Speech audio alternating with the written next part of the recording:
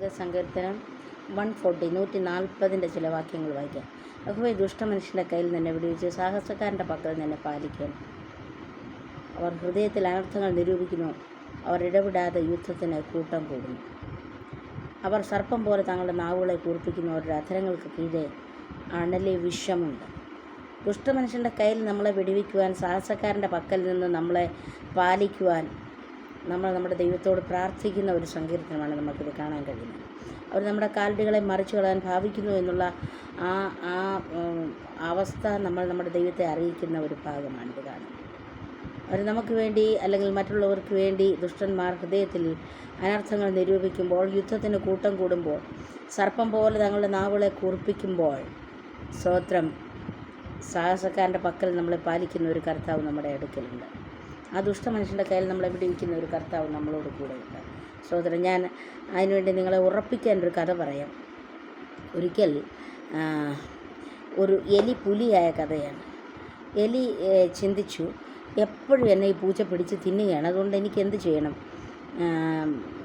എനിക്കൊന്ന് പുലിയാകണം. ദൈവത്തോട് പ്രാർത്ഥിച്ചു, ദൈവമേ, എപ്പോഴും എന്നെ പൂച്ച പിടിച്ച് തിന്നുകയാണ്, അതുകൊണ്ട് എലിയാകുന്ന എന്നെ നീ ഒന്ന് പുലിയാക്കണമേ എന്ന് പ്രാർത്ഥിച്ചു. അങ്ങനെ പ്രാർത്ഥിച്ചുകൊണ്ടിരിക്കവേ ഈ എലി അവിടെ പുലിയായി. പുലിക്ക് വലിയ സന്തോഷമായി, ദൈവം പ്രാർത്ഥന കേട്ടതുകൊണ്ട്.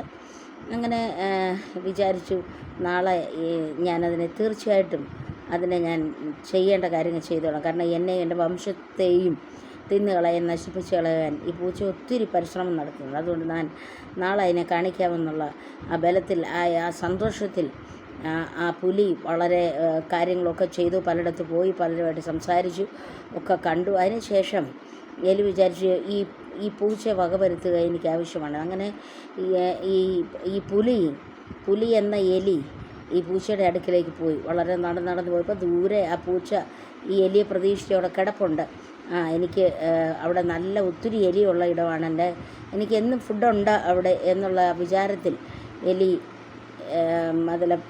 പൂച്ച കിടക്കുമ്പോൾ ആ എലി ആ പൂച്ചയുടെ അടുക്കിലേക്ക് ചെന്നു. അങ്ങനെ ആ പൂച്ചയുടെ അടുക്കിലേക്ക് ചെന്നു. വളരെ ഗമയിൽ നടന്ന് അങ്ങോട്ട് പോയി. അപ്പോൾ ആ പൂച്ച ഒന്ന് മ്യാവെന്ന് വെച്ചു. അത് കേട്ടപ്പോൾ ഈ പുലി എന്ന എലി പേടിച്ച് ഓടിപ്പോയി. അപ്പോഴേ പൂച്ചയ്ക്ക് മനസ്സിലായി, ഇവൻ പുലിയല്ല, ആ എലി തന്നെയാണ്. നമ്മുടെ ജീവിതത്തിൽ നമ്മളുടെ പുറകെ നടക്കുന്ന ദുഷ്ടമനുഷ്യൻ്റെ കയ്യിൽ നിന്ന് വിടുവിക്കുന്ന സ്വർഗത്തിലെ തമ്പുരാൻ നമ്മളോട് കൂടെ. അതുകൊണ്ട് എലി എത്ര പുലിയായാലും നിങ്ങൾ ഭയപ്പെടരുത്. നമ്മുടെ ജീവിതത്തിൽ ഇങ്ങനെയുള്ള എലികളാണ് ദുഷ്ടമനുഷ്യരായിട്ട് അനർത്ഥങ്ങൾ നിരൂപിച്ച് നമ്മളെ വീഴുവാൻ തക്കവണ്ണം തള്ളുന്ന, അല്ലെങ്കിൽ നമുക്കെതിരായിട്ട് നിൽക്കുന്ന ഓരോ എലികളെയും പുലികളായിട്ട് വിചാരിക്കേണ്ട.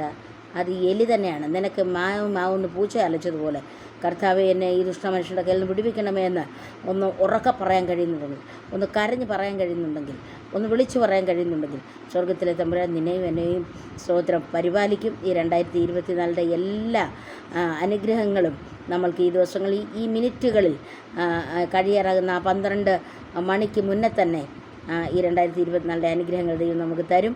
അതുപോലെ തന്നെ 2025 പുതിയ മിറക്കിൾസ്, പുതിയ അനുഗ്രഹത്തിൻ്റെ വർഷം, പുതിയ സന്തോഷത്തിൻ്റെ ദിനങ്ങൾ, പുതിയ ഒരു സെലിബ്രേഷൻ്റെ ഇയറായി മാറുവാൻ ഞാൻ നിങ്ങളെ ഓരോരുത്തരെയും ആശംസിക്കുന്നു.